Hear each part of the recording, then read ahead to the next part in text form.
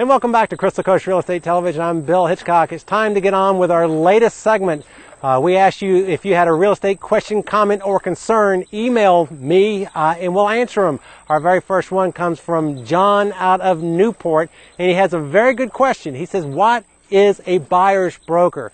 John, a buyer's broker is a broker that is hired or contracted to represent the buyer, not the seller. A listing broker is contracted to represent the listing or the house or the property.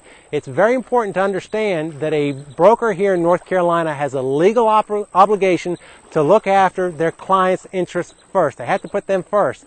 Also in North Carolina, we have two other types of agencies which is not allowed in all states. It's called a dual agent, where that agent can actually represent the seller and actually represent the buyer at the same time, and a thing called a designated agent. And that's where the real estate office designates one person to represent the seller and another broker or person from their office to represent the buyer. Another aspect about buyer's brokerage and why it's very advantageous for a buyer to have one is that it doesn't cost you anything. And here's why. When a listing agent has a contract with a seller to sell the property, they earmark a certain percentage of that commission for a buyer's broker. So when you contract a buyer's broker as a buyer, it doesn't cost you anything.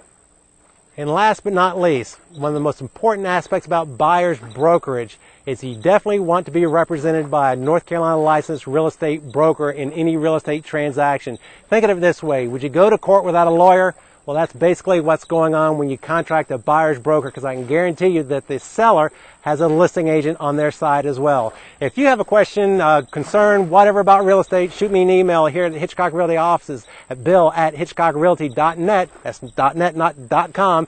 bill@hitchcockrealty.net, and we'll be glad to answer your questions on air.